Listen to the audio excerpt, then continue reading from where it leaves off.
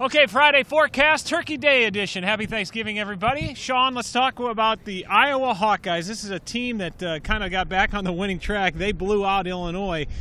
Man, they look like a tough opponent. They're not going to roll over for Nebraska, no doubt. Yeah, you look at that win over Illinois, 63-0. I mean, that's impressive. I mean, in a Big Ten conference game. Now, Reggie Corbin wasn't playing for Illinois, and that was, I think, their best player.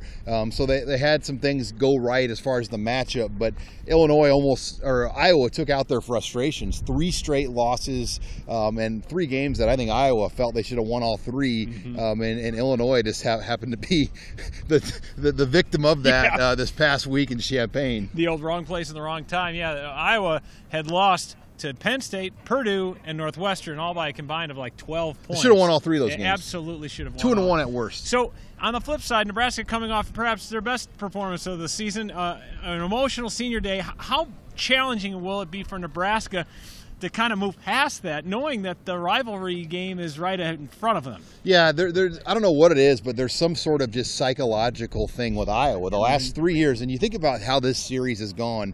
Bo Pelini kind of owned the Iowa series. He won 3 out of 4. Then Mike Riley has lost 3 in a row. So it's 4-3 Iowa when Nebraska at one time held a commanding 3-1 lead in this series. So Kirk Ferentz has found a way to kind of get in the head of Nebraska. And I think for the Huskers, it will be important for them to come out of the gates, match the physicality, execute, ball security. I mean, that's been an issue. Adrian Martinez right now, I think, has more fumbles than any player in college football. So there's some ball security things that you don't want to see play in a game like Friday against Iowa. Last 2 years, Iowa has beaten Nebraska 96-24, but actually what's more telling is that in the second halves of those 2 games, 62-7.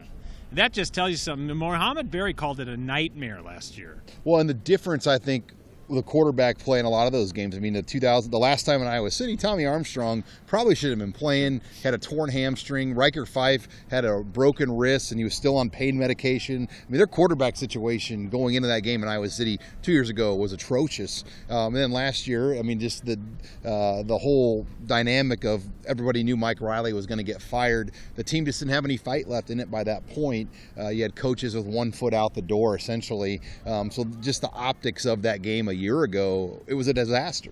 Nebraska was able to win against Michigan State without J.D. Spielman, obviously, the Captain Obvious here. They're a better team with him in the lineup. How much different, though, are they without him?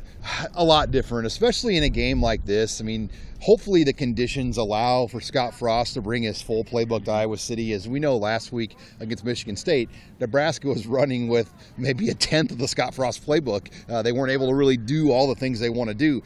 But if you have a decent day Friday with J.D. Spielman and the full playbook, you can just do so much more, especially against a team like Iowa that likes to kind of play heavy on defense. When I say heavy on defense, they like to keep their linebackers on the field. You bring that Duck R, J.D. Spielman guy back into the game, I think there's some real matchups that we kind of saw in the Wisconsin game earlier this year, Andy, that a J.D. Spielman could take advantage of. Yeah, Iowa is second in the Big Ten in rushing defense, passing defense, total defense, and scoring defense, so a tough challenge ahead. On the other side of the football, Iowa has 2 of their best tight ends in the country, T.J. Hawkinson and Noah Fant. And these 2 guys, everybody knows about those great tight ends. Tight end Iowa's turned into. Yeah, it's going to be a really big day for those linebackers, the Luke Giffords and Tyron Ferguson's for Nebraska on the outside, even in zone drops, Mohamed Berry and Dedrick Young, but the safeties as well, Aaron Williams, Antonio Reed, Trey Neal, Deontay Williams.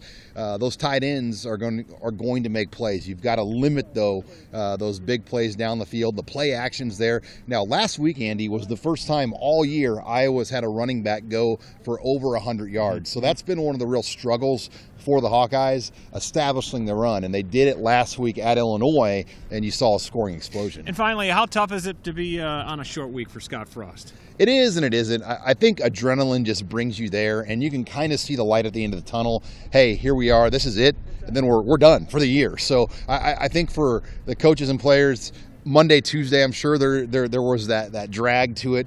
But as you get to Friday, I think natural adrenaline, and we were even joking in our jobs. I mean, you just have that adrenaline, and then Monday you're going to get a cold. I mean, you're going to get sick. But you get through Friday, it doesn't matter. Yeah, we'll see how that adrenaline is on Black Friday. Friday morning in Iowa City, Kinnick Stadium, 11 a.m. Nebraska and Iowa. The game is on Fox.